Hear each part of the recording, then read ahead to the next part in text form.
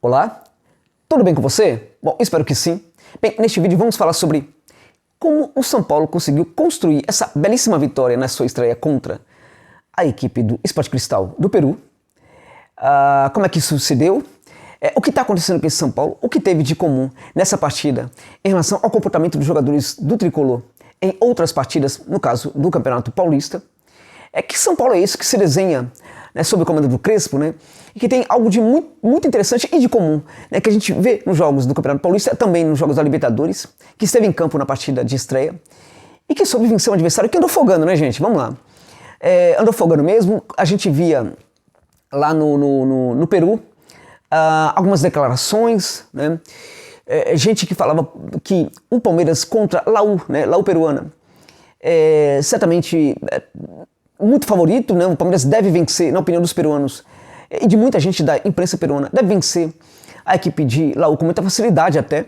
Há pessoas, há muita gente da imprensa peruana dizendo que será uma verdadeira façanha se Laú peruana conseguir um empate contra o Palmeiras. Inclusive gerou muito debate, muita polêmica no Peru. Como assim? É um grande resultado, um resultado muito maiúsculo, mas façanha? Seria uma façanha?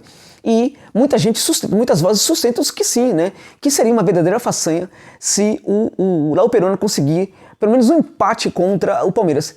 Mas no caso do São Paulo, muita gente da imprensa lá do Peru estava falando completamente o contrário. Muitos diziam mais ou menos o seguinte: o Sport Cristal pode conseguir, no mínimo, um empate contra o São Paulo. E nessa fala a gente percebe que, para eles, para essas pessoas que têm essas vozes, né, o Sport Cristal é uma equipe que tem muito mais condição que o São Paulo e tinha muito mais condição de vencer a partida contra o Tricolor, né? Mesmo o técnico, que eu gosto muito, que é o Roberto Mosqueira, ele andou dando declarações aí, dizendo da força da sua equipe e da possibilidade da sua equipe de conseguir uma vitória. Em alguns momentos a gente via uma confiança um pouco exagerada do Mosqueirão, que é um técnico, como eu disse, que eu gosto muito, um técnico muito sério, muito bom, entende muito de futebol, né, sobretudo dentro de campo, mas que, como todo mundo no Peru, parece que tinha uma visão um tanto quanto borrada em relação ao que é este São Paulo. E a folga, na minha opinião, também veio das autoridades peruanas, né? E aí, gente, tem uma polêmica, eu fiz um vídeo, inclusive, falando disso. Muita gente me criticou, falando, não, Josa, mas aqui no Brasil a gente tem uma crise absurda, né? Uma crise pandêmica absurda da Covid-19, né? Então os caras fazem muito bem mesmo em não permitir que as equipes brasileiras saiam do hotel e tudo mais e tal. Gente, isso é mais ou menos. Por quê? Porque se há um profissional hoje que recebe muita testagem, é o jogador de futebol. Isso no Brasil e em todos os lugares do mundo. Isso é um ponto. Outro ponto é que, do ponto de vista da pandemia, o Peru não está tão atrás assim do Brasil. Muito pelo contrário. O Peru também não tomou as devidas medidas quando deveria, né? Tardiamente acaba tomando, sim, algumas medidas, mas a coisa também não é muito séria lá no Peru, como as pessoas pensam.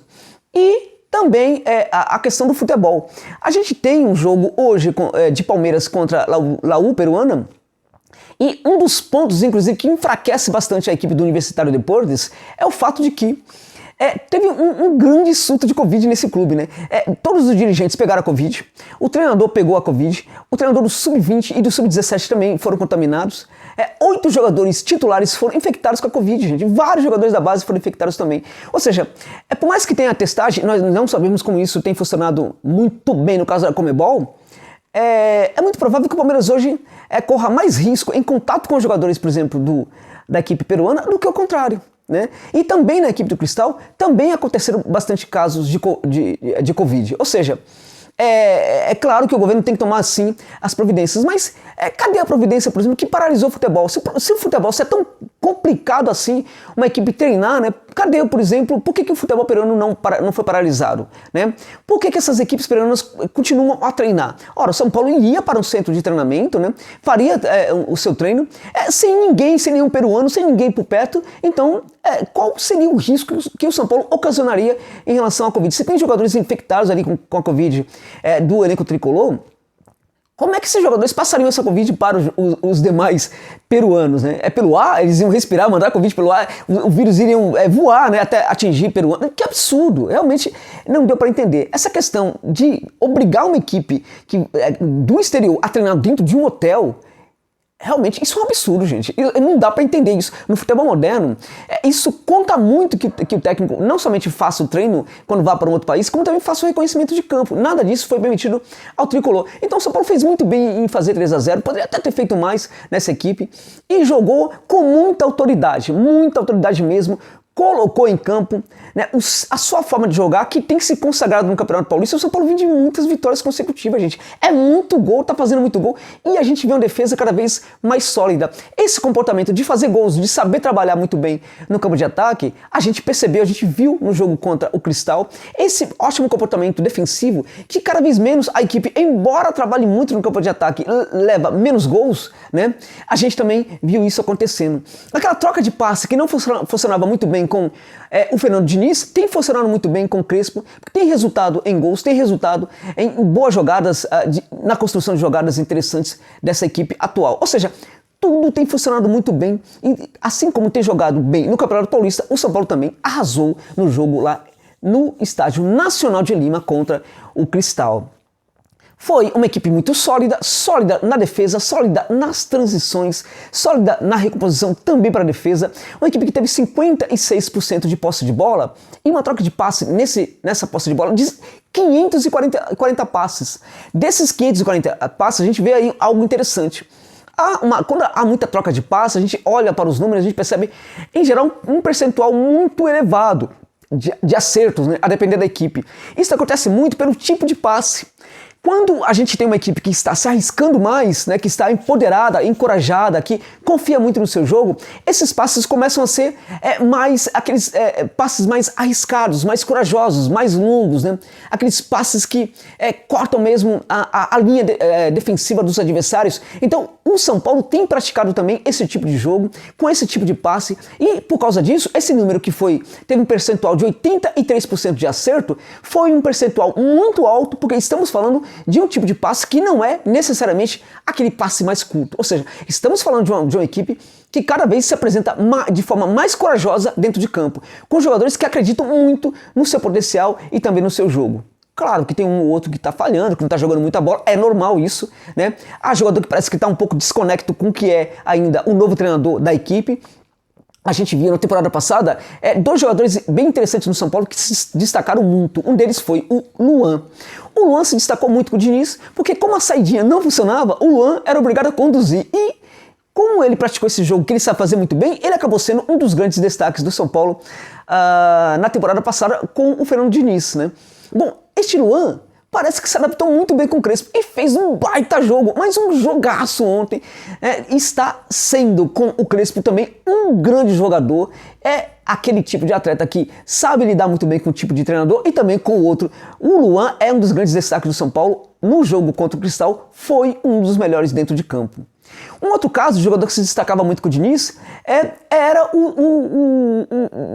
o centroavante do São Paulo, o Luciano, né, que estava com números muito bons, né? Quando jogava com o Breno, ia muito bem. Quando jogava sem o Breno, ia muito bem. Quando o Dani Alves se aproximava dele, ia muito bem. Quando o Dani Alves jogava longe dele, o Luciano também ia muito bem. Com o Crespo, ele está deixando muito a desejar. E talvez isso parta muito da visão que ele tem do que está acontecendo. Ele provavelmente era muito empoderado, se achava o cara do São Paulo. Hoje não é mais o cara do São Paulo. Hoje o cara do São Paulo é o Crespo.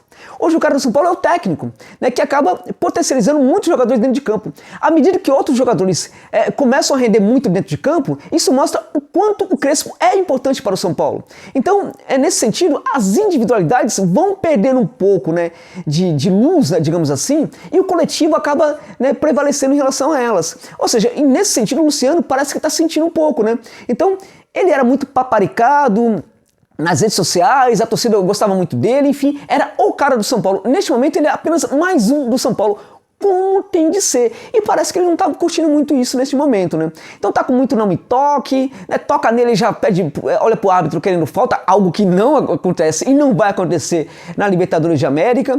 E também no jogo de ontem parece que estava desligado da partida, não estava muito conectado com os acontecimentos do jogo. Enfim, um jogador que precisa voltar, porque o São Paulo precisa muito também da sua qualidade técnica, né? Mas, por outro lado, a gente tem outros atletas funcionando muito bem. A defesa, como eu disse, foi muito sólida. O Léo muito bem, apesar da expulsão no final, muito bem na partida. O Arboleda fez um partidaço também. O Bruno Alves não comprometeu, não foi nem bem nem mal, não comprometeu. A defesa no geral foi muito bem, né? Mas a gente teve no Léo Pelé um jogador interessante, também no Arboleda um jogador que jogou muita bola, também bem interessante. O Luan jogou muito bem. Né? E aí o Dani Alves cumpriu o que deveria cumprir, foi um jogador interessante, não foi o grande destaque, mas foi um jogador também interessante. Tivemos o Benítez atuando, né, de uma maneira primorosa, né? O Crespo acreditou no Benítez, colocou o cara lá para fazer, para ser né, dessa equipe, né, trabalhando ali no meio de campo, construindo o jogo. Foi muito bem o Benítez, jogador muito inteligente, fez também um partidaço.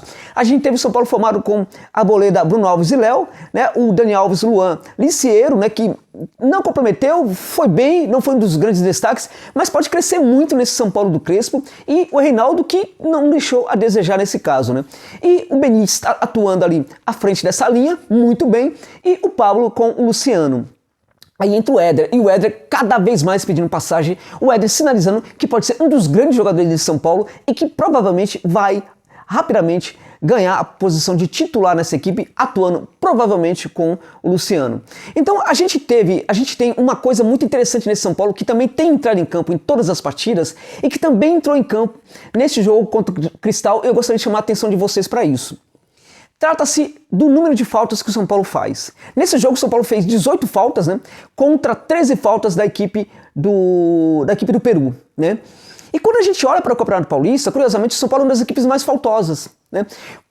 Pegamos, por exemplo, a equipe do Corinthians, que é uma equipe hoje que vive muito desajustes, né, entre as linhas, muito bagunçada e tal, e uma equipe desse tipo costuma fazer muitas faltas, ok? Pois bem, em todo o Campeonato Paulista, em todos os jogos de Corinthians e São Paulo no Campeonato Paulista, o São Paulo fez mais faltas do que o Corinthians. Em todos eles. O São Paulo tem mais faltas do que o Corinthians. Ainda que seja uma falta a mais, o São Paulo sempre ganha do Corinthians neste quesito. Em todos os seus jogos da temporada, no Campeonato Paulista, no caso, o São Paulo, ele não tem mais faltas, curiosamente, no primeiro jogo, né, no jogo de estreia do Crespo, que é contra o Botafogo. O São Paulo tem 8 faltas e sofre 14. Um outro jogo em que o São Paulo tem um número de faltas baixo, mas ainda assim é um pouco mais do que o seu adversário, é contra o Novo Horizontino. O São Paulo faz 11 faltas e sofre 10. Contra o Novo Horizontino, o São Paulo perde a partida. Curioso isso. E contra o Botafogo, na estreia do Crespo, né, o São Paulo empata em 1-1 contra o Botafogo de Ribeirão Preto. Ou seja, nesses dois jogos em que o São Paulo não fez muita falta, não foi muito bem. Nos demais jogos, em todos os outros que teve mais falta do que os adversários, o São Paulo ganhou. O que isso mostra para nós? O que isso revela sobre esse jogo do São Paulo? Revela combate, gente. Revela disposição. Revela entrega dos jogadores, né? Revela atitude dos jogadores. Revela fidelidade àquilo que pede o seu treinador. Revela, sobretudo, um forte combate ao portador da bola e também a disposição de cortar linha de passe dos seus adversários. Então, isso pode ser feito através de posicionamento, isso pode e deve ser feito também através de combate, e isso pode e deve ser feito através das faltas necessárias, que pode contribuir muito também para o jogo vencedor da equipe. E até neste quesito, em fazer faltas, o São Paulo hoje é uma equipe bem interessante. Estamos vendo um time de futebol crescendo muito rapidamente, ganhando ajustes muito rápido e que apresenta credenciais a cada jogo de que pode ser um dos grandes times do futebol brasileiro na temporada de 2021. Então, o São Paulo é muito interessante nesse momento e acho que o torcedor do São Paulo, como já disse antes, pode e deve ficar muito feliz com o que está acontecendo, né, e ter muita ilusão do que pode acontecer, porque dentro de campo os seus jogadores estão dando muitos motivos para isso. Obrigado pela gentileza de ficarem comigo neste vídeo até o final.